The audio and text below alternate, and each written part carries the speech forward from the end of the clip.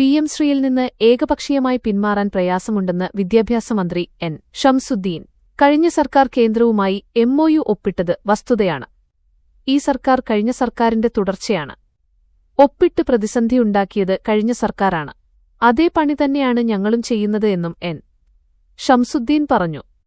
PM Shri പദ്ധതി നടപ്പാക്കാനില്ലെന്ന് മുൻ സർക്കാർ കേന്ദ്രത്തെ അറിയിച്ചിട്ടില്ലെന്ന മുഖ്യമന്ത്രിയുടെ പരാമർശം തെറ്റ്.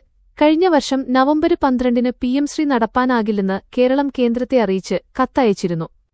മുൻ ഉന്നത വിദ്യാഭ്യാസ വകുപ്പ് സെക്രട്ടറി കെ. വാസുകി കേന്ദ്രത്തിന് അയച്ച കത്ത് ലഭിച്ചു. PM ശ്രീ നടപ്പാക്കുന്നതില് ആശങ്കയുണ്ടെന്ന് കത്തില് പറയുന്നു.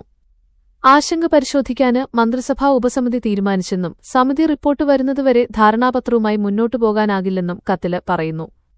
അതിനാല് PM ശ്രീ നടപ്പാക്കുന്നത് താൽക്കാലികമായി നിർത്തിവെക്കുന്നുവെന്നും മന്ത്രിസഭാ ഉപസമിതിയുടെ റിപ്പോർട്ട് വന്ന ശേഷമേ തുടർ നടപടികള് ആലോചിക്കൂവെന്നുമാണ് കത്തിന്റെ ഉള്ളടക്കം. 1 ലക്ഷത്തോളം സന്തുഷ്ടരായ ഉപഭോക്താക്കളും 2 ലക്ഷത്തോളം തിമിര ശസ്ത്രക്രിയകളും പൂർത്തിയാക്കിയ മലബാറിലെ ഏക കണ്ണാശുപത്രി Al Salama high hospital, hospital road, Perinthalmanna. കഴിഞ്ഞ സർക്കാർ PM ശ്രീയില് ഒപ്പുവെച്ചതിനാല് കേരളവും നിലവിലെ പദ്ധതിയില് പങ്കാളിയാണെന്ന് VD സതീശന് വാർത്താസമ്മേളനത്തില് പറഞ്ഞിരുന്നു. PM ശ്രീ പദ്ധതി സംബന്ധിച്ച് മന്ത്രിസഭായോഗത്തില് വിശദമായ ചർച്ച നടന്നുവെന്നും വിദ്യാഭ്യാസ മന്ത്രി എൻ. ഷംസുദ്ദീന് കൺവീനര് ആയി മന്ത്രിസഭാ ഉപസമിതി രൂപീകരിച്ചെന്നും മുഖ്യമന്ത്രി വ്യക്തമാക്കി.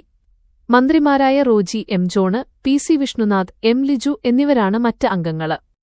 സമിതിയായിരിക്കും പദ്ധതിയുമായി ബന്ധപ്പെട്ട് സംസ്ഥാന സർക്കാരിന്റെ കാര്യങ്ങള് കേന്ദ്ര സർക്കാരിനെ അറിയിക്കുകയെന്നും ഉപസമിതി റിപ്പോർട്ടിന് ശേഷമായിരിക്കും പദ്ധതിയുടെ തുടർനടപടികള് എന്നും VD സതീശന് പറഞ്ഞു. കഴിഞ്ഞ സർക്കാർ PM ശ്രീയില് ഒപ്പുവെച്ചതിനാല് കേരളവും നിലവിലെ പദ്ധതിയില് പങ്കാളിയാണ്. 99 കോടി രൂപയിലധികം പദ്ധതിയുമായി ബന്ധപ്പെട്ട് വാങ്ങിയിട്ടുണ്ട്. 106 കോടി രൂപ കേന്ദ്രം അനുവദിച്ചിട്ടുമുണ്ട്. കരിക്കുലം ഫ്രീഡത്തില് കേന്ദ്ര സർക്കാർ ഇടപെടരുത് എന്നതാണ് ഇതുമായി ബന്ധപ്പെട്ട ആശയപരമായ എതിർപ്പ്. പദ്ധതികൾ നടപ്പിലാക്കുന്ന സ്കൂളുകള് തെരഞ്ഞെടുക്കാനുള്ള അവകാശം സംസ്ഥാന സർക്കാരിന് നൽകണം എന്നതാണ് മറ്റൊരു നിബന്ധന. മുഖ്യമന്ത്രി വിശദീകരിച്ചു.